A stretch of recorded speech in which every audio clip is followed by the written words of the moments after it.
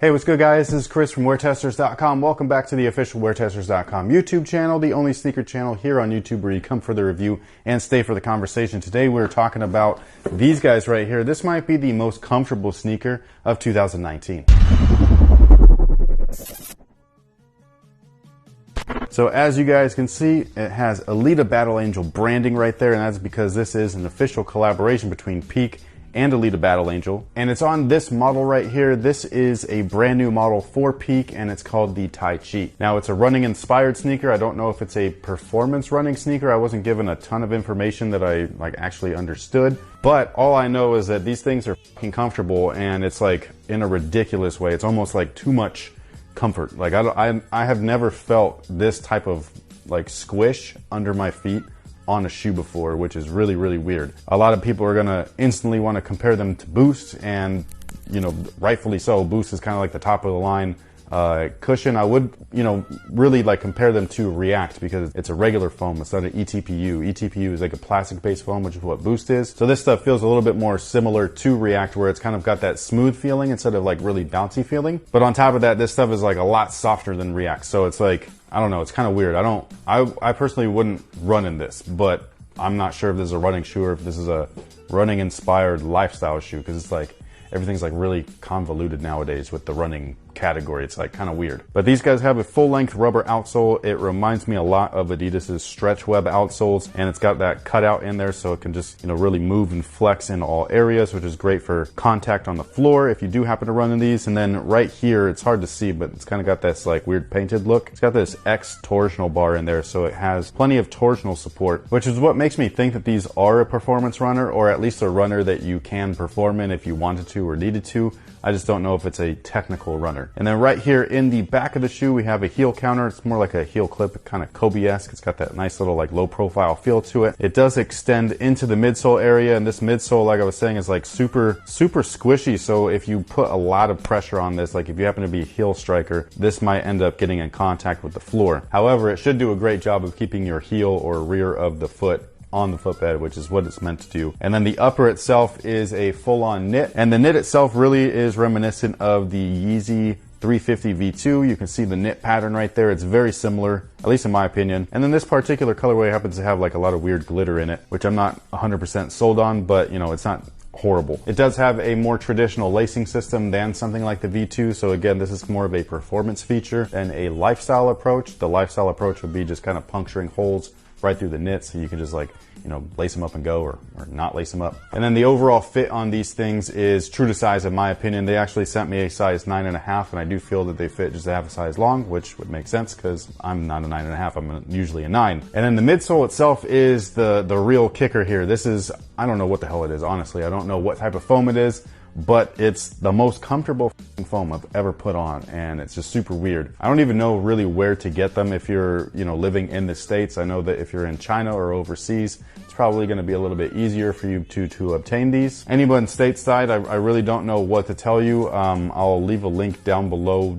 from what they provided to me, but I just don't know if it's like something that where like they could ship overseas and stuff like that. And that pretty much takes care of it for these guys. Again, this is the Peak TAICHI. It is one of the most comfortable models of 2019 in my personal opinion. There are a few different colorways. There's this one available, there's a black and red, and then there's a really dope white, black, and red, which is my personal favorite. I absolutely love those. I just don't know where to really buy them from, so I can grab myself a pair because I think that that one is the best looking of the bunch. But sound off below and let me know what you guys think about these down below in the comment section. Are you willing to try something like this, even as a stateside, you know, resident and all that stuff? Because I know that the US consumer base, don't be offended, this is just facts, are sneaker snobs. So, you know, as far as the sneakerhead, you know, realm or whatever is concerned, they'll look at this and be like, nah, I'd rather rock a Yeezy or whatever, even though this is probably cheaper, has very similar materials and all that stuff, if not identical materials for a lesser price. It just doesn't have that name brand to it, which is what a lot of US customers are fixated about. They need a name to it. I don't know why,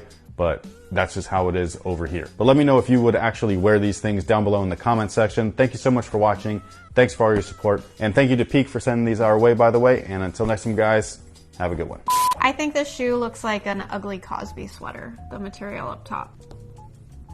I'm not going to argue with that. I don't know. There's something about the glitter that's weaved through, but it looks like You should go grab some Jell-O or something. And that's kind of like how the bottom feels underneath. What is it? What are those pills called?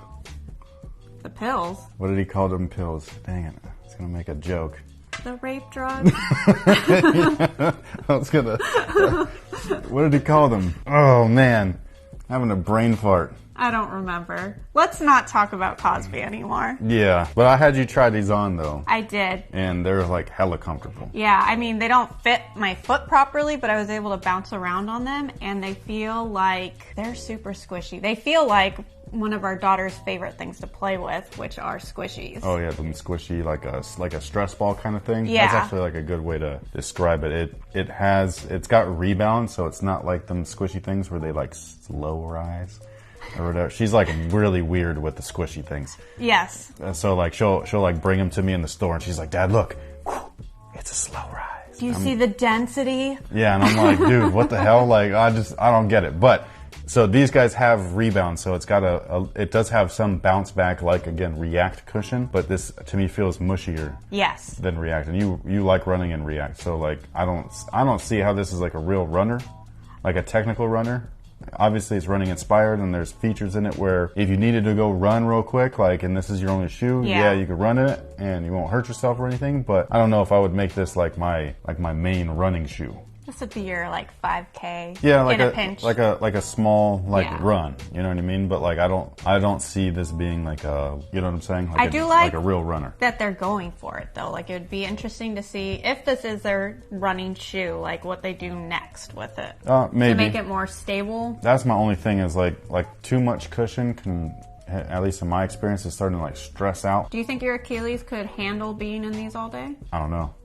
I think that this little heel counter thing stops the heel from, maybe that's why it dips down there, but it stops it from mushing too low. Okay. So maybe it would not stress out the area as much. Like a friend of mine thinks that because I was playing in the Kobe Protro, the Kobe 4 Protro, that has a really large volume heel zoom unit, and so you kind of sink into the rear. Okay. And I played in that shoe for 3 hours the day that I ripped my calf. Yes. And then I played in a much more stable shoe later that night. I still think that I played twice in a day and I shouldn't have, but I like, think you'd played 3 days in a row as well. So you just should have stopped. Yeah, I should have like taken a break. But like he was saying that he thinks that the stress of, you know, sinking down really is like what kind of like caused my calf muscle to weaken. So I don't know if that's true or not, but I definitely think it was some kind of overuse injury. it could have been a mixture of everything, because like